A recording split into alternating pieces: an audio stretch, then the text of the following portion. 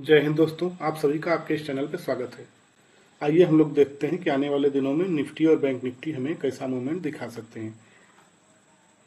ये bank Nifty का daily time frame का चार्ट है। अगर हम लोग बैंक निफ्टी के डेली टाइम फ्रेम के चार्ट को देखते हैं तो हम बैंक निफ्टी ऊपर तो जा रहा है। अगर हम लोग बैंक निफ्टी के स्विंग हाई से स्विंग लो का फिबोनाची मार्क करते हैं तो हमको साफ साफ दिख रहा है तो बैंक निफ्टी अपने 50% के पास मूव कर रहा है, जो कि बैंक निफ्टी के लिए एक इम्पॉर्टेंट यहाँ पे रेजिस्टेंस का भी काम कर रहा है। अगर हम लोग 15 मिनट टाइम फ्रेम पर बैंक निफ्टी को देखते हैं तो यहाँ पे बैंक निफ्टी ने एक क्लासिकल राइजिंग वेज पैटर्न बनाया हुआ है। बैंक निफ्टी यहाँ फिबोनाची के 50% के पास से रिजेक्ट भी हो रहा है और एक यहाँ पे एक राइजिंग वेज पैटर्न बनाया हुआ है। राइजिंग वेज पैटर्न एक बेरिश पैटर्न होता है। अगर इसके नीचे बैंक निफ्टी क्लोज करना शुरू करता है तो बैंक निफ्टी में निचले साइड में अच्छी गिरावट हमको देखने को मिल सकती है। तो बैंक निफ्टी के लिए अगर देखा जाए तो 51,000 का लेवल एक इम्पॉर्टेंट लेवल है। बैंक निफ्टी अगर इसके नीचे क्लोज करना स्टार्ट कर देता है तो हमको सबसे पहले 50-500 को ये हमको 50-500 से 50-400 को ये 500 से 600 पॉइंट हमको बहुत आसानी से मिल सकते हैं। और अगर इसके भी नीचे आता है तो बैंक निफ्टी एक बार फिर अपने स्विंग लो को टेस्ट करने के लिए आ सकता है। अगर हम लोग बैंक निफ्टी और निफ्टी को देखते हैं तो निफ्टी पर डे अपने ऑल टाइम हाई को क्रॉस करके ऊपर क्लोज कर रहा है, लेकिन बैंक निफ्टी में वो मूवमेंट नहीं दिख रही है।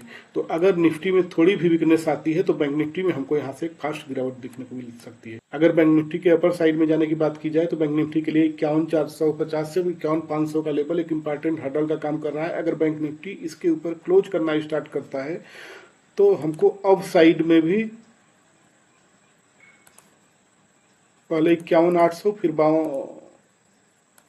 52,300 के भी लेवल देखने को मिल सकते हैं। और अगर बैंक निफ्टी 51,000 से 51,400 के बीच अगर घूमता है तो बैंक निफ्टी फिर साइडवेज हो सकता है। जिस तरीके से पिछले 2-3 दिनों से बैंक निफ्टी 51,000 से 51,400 के बीच में घूम रहा है, तो बैंक निफ्टी में अच्छी मूवमेंट तभी आएगी जबकि बैंक निफ्टी या तो 51,500 के ऊपर सस्टेन करता है या तो 51,000 के नीचे आना शुरू करता है। इसके बीच में ऑप्शन ट्रेडर इसके बीच में जो मार्केट है वो ऑप्शन सेलर के लिए होने वाला है। तो हम लोगों को वेट करना चाहिए कि बैंक निफ्टी या तो 51,000 के नीचे होल्ड करना शुरू करे या तो 51,450 से 500 के ऊपर होल्ड करना शुरू करता है तो हमें ऑप्शन बाइंग में अच्छे रिजल्ट देखने को मिल सकते हैं।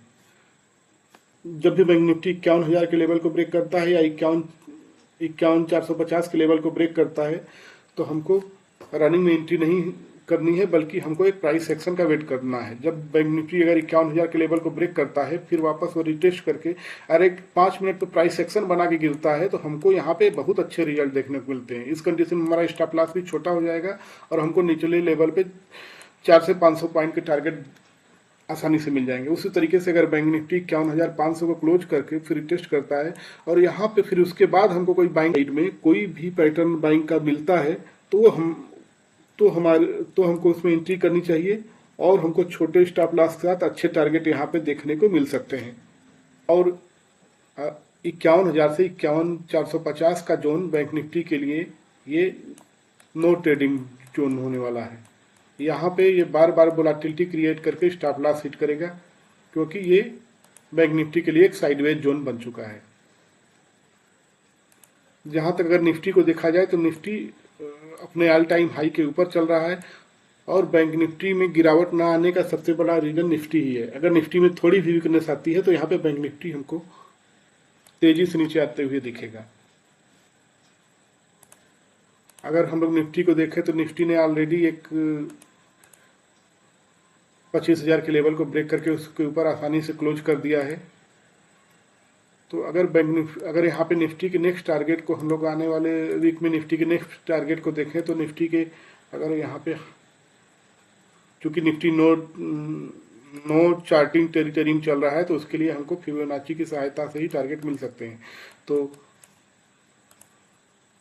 यहाँ पे निफ्टी का पहला टारगेट 25,300 के आसपास हो सकता है। अगर निफ्टी 25,300 के ऊपर क्लोज करता है तो 25,600 के भी टारगेट निफ्टी में हमको देखने को मिल जाएंगे। अगर निफ्टी को 15 मिनट टाइम फ्रेम पे हम लोग देखेंगे तो निफ्टी जब भी 25,250 के ऊपर क्लोज करेगा तो हमको पहले 25,300 फिर 25,350 के भी लेवल देखने को मिल जाएंगे। अगर निफ्टी 15 मिनट में 51,250 के ऊपर क्लोज करना शुरू करता है तो हमको अपसाइड में अच्छे टारगेट देखने को मिल सकते हैं। उसी तरीके से अगर निफ्टी 25,200 के नीचे क्लोज करता है तो पहले हमको 25,125 और अगर ये 25,100 के नीचे आना शुरू करता है तो फिर हमको 25,000 के लेवल भी देखने को मिल सकते हैं।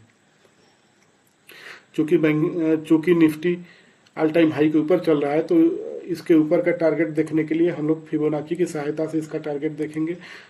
तो अगर निफ्टी 25,300 को क्रॉस करता है तो निफ्टी में हमको 25,450 के भी टारगेट देखने को मिल सकते हैं। निफ्टी में हमें 25,200 से 25,260 के बीच में ट्रेड नहीं लेना है।